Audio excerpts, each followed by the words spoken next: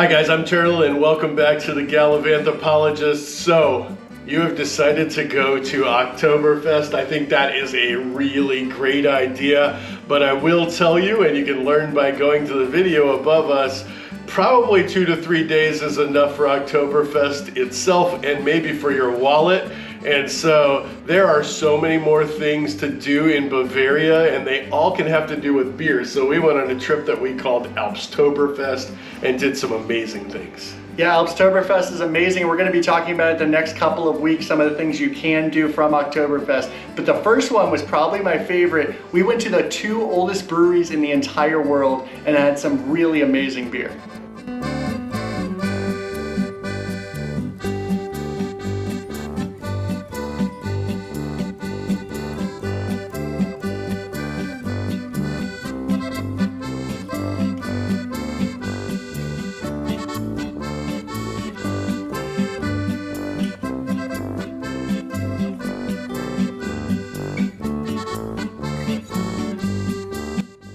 And if you think that you recognize me and you haven't been watching the Gallivanthropologist for a little while, maybe it was from my pilot where I played a beer archaeologist, except for that never got onto the air. But anyway, believe me, when I talk about beer, I do know at least a little bit about it. So this is going to turn a little bit into a beer history type of episode. But how many times in your life do you get to go to the 2 oldest breweries in the world?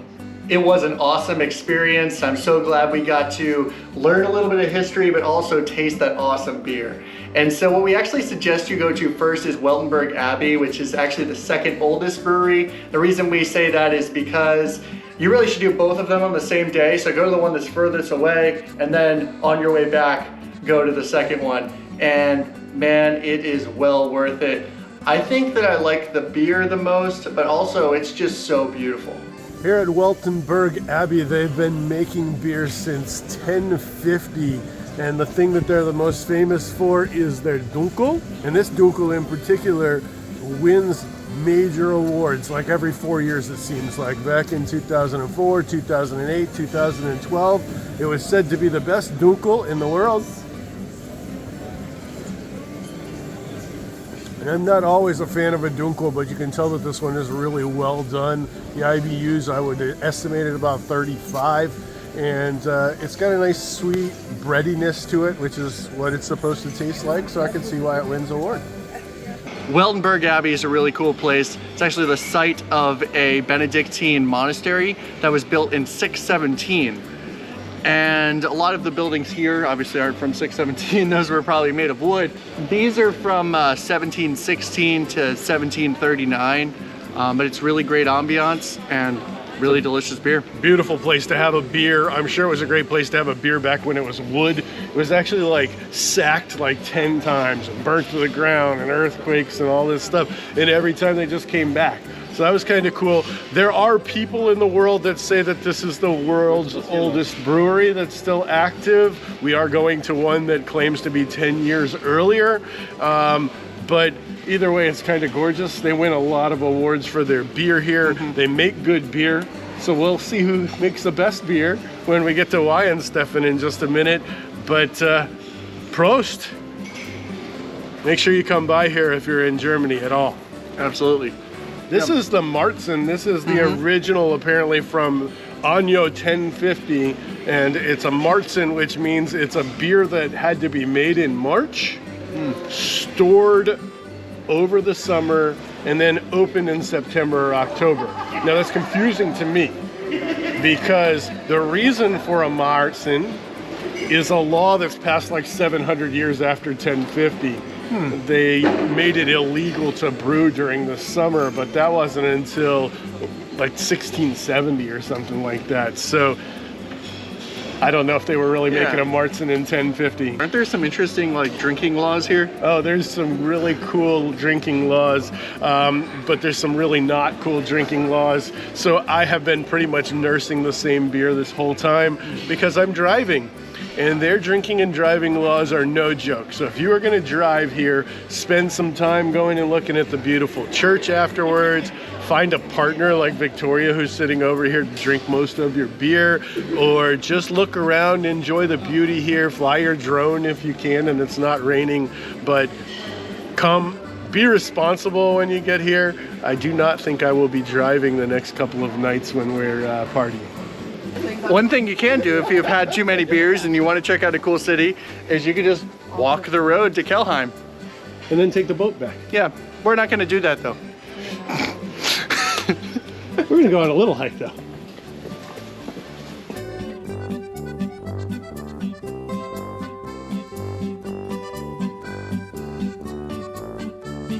The beer here was really delicious, but what I think I liked most about it was the surrounding area. So definitely take some time, check out the little chapel, it's really pretty. And then you want to go on the little hikes. And so there's this one hike that goes up the hill and there's another church there, and then it goes down by the water, and there's a bunch of walking by the water, and even like the surrounding town, there's statues and greenery, and it's a really awesome time, especially because there was a small group of us. It was just a great time to talk and drink beer and have a great time, which I think is what this area is all about. Monks no longer make the beer here. It was modernized and secularized over 100 years ago, but they still use the same recipes supposedly, and they really do a good beer. So you should definitely come out here when you're in the country of Germany and Bavaria in specific. It is quite the destination for beer lovers. Another cool thing about this brewery is you can actually take a ferry ride on one of the prettiest parts of the Danube River. It looked awesome. Unfortunately, we didn't have enough time to do it this time. This is a really beautiful corner of the Danube River, and you can pay, I think it's $13.50 round trip, and you can go on one of these ferry boats and they'll take you up the river and then back. It's really beautiful.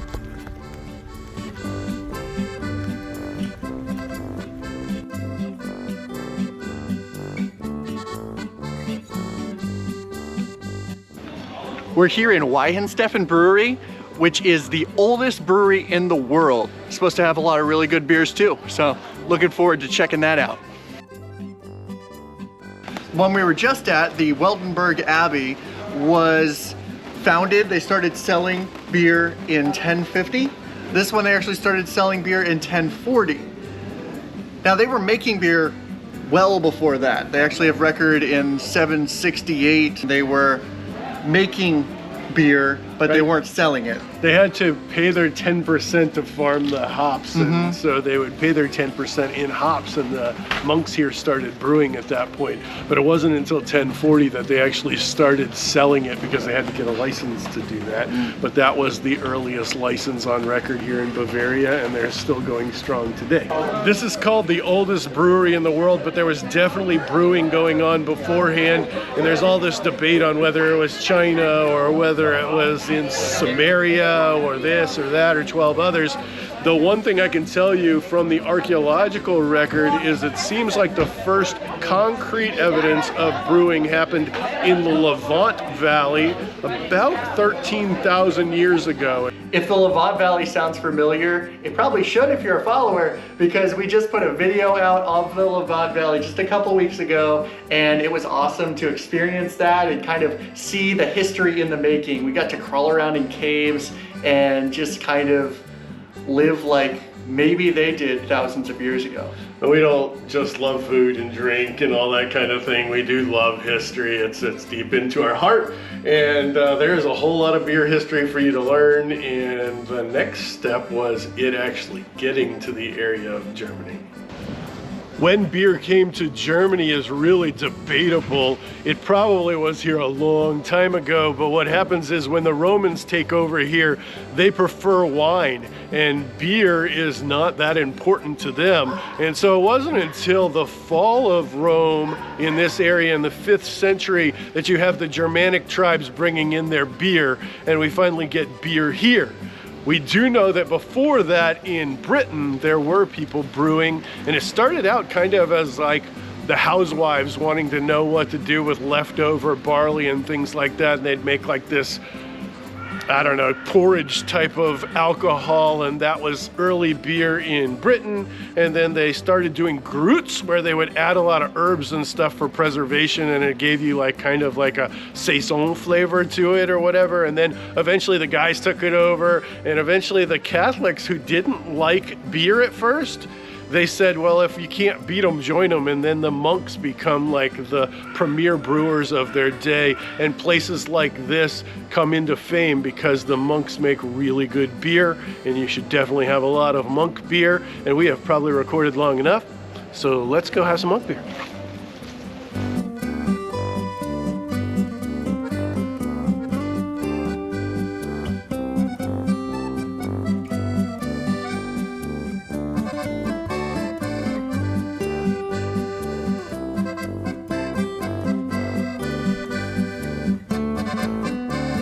We didn't know which beer we wanted, so we got the sampler, and it's got 3 different kinds of beers. We have the original Hell, and we have a dark, and we have a wheat. So I'm going to start with the Hell, and then I'll move to the wheat, and then I'll do the dark last. You should always start from light to dark when you're doing a sampler because it'll be less interruption and make sure you have something to change your palate. Thinking I'll like the wheat. I usually like wheats.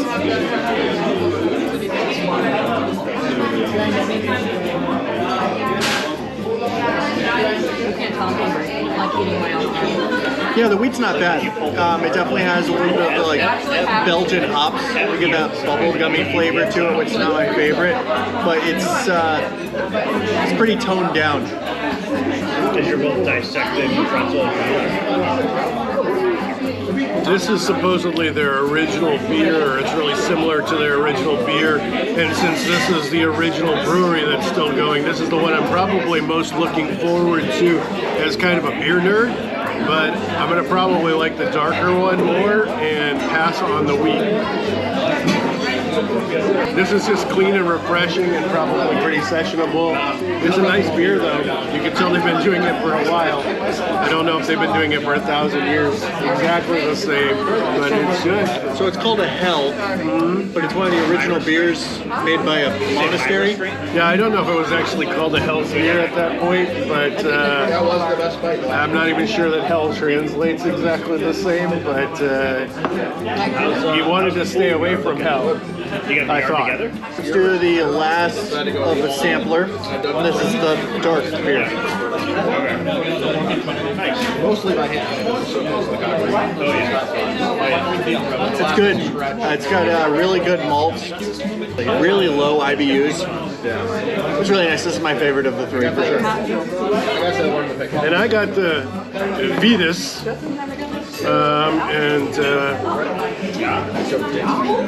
it smells kind of fruity.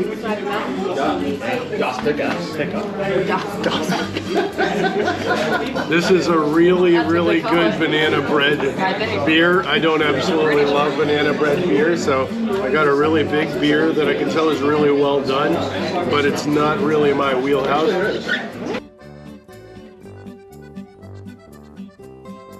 And so the story goes for here that this was started by a guy named Saint Corinian. And when Saint Corinian came here, he struck the ground with his holy staff and holy water bubbled out. And so I guess holy water makes really good beer. I'm not sure it was really good beer, but it was well made, and certain people like those kind of beers. Wasn't my favorite. But one thing you will find here that you don't see at Weltenburg Abbey is food. And they actually have really good food, especially considering like beer/brewery stereotypical food.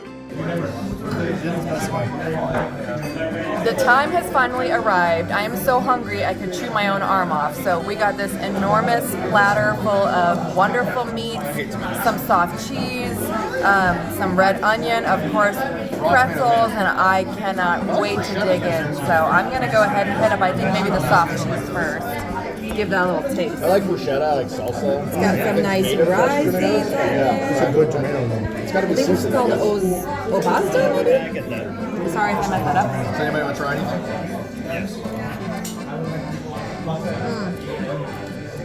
That's really good on the pretzel.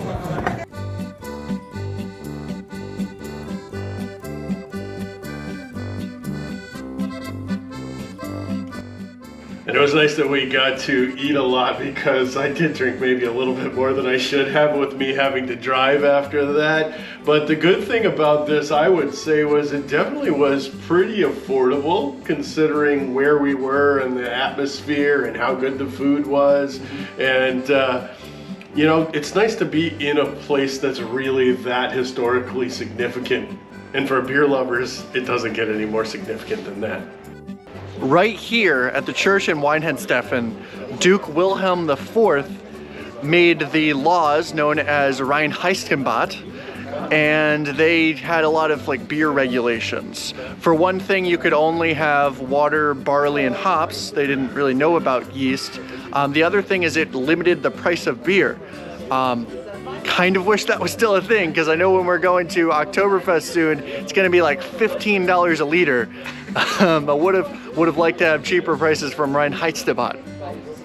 And that'll be about a wrap on our History 101 of beer. I hope you guys had fun and learned a whole lot. Thank you for watching this wholeheartedly. We really appreciate your support, especially on our Oktoberfest video. Last night we hit 20,000 views, which for right now is a big deal for us. So hopefully all of you guys like this and watch it like 12 times and subscribe and do all those things that YouTubers wish you would do. And I also hope that you find yourself in Bavaria soon. Over the next 2 weeks, we're going to give you some other ideas of really amazing things that you can do when you're in that area. Yeah, Oktoberfest is awesome. Make sure that you do spend some time in Bavaria. I can't wait to share those videos with you because there's really just so much to do there. Either way, if you're going to Oktoberfest now or you're going to Oktoberfest next year, I hope you guys have an awesome time and maybe we'll see you there. Yeah, so we're gonna be back there in a couple of years on our carbon neutral drive around the world, and then we'll probably go like every couple of years from now on. It was just that epic and that amazing. And we hope that you find yourself there maybe with us and we can do an in person together or whatever. But as always, find yourself on a journey.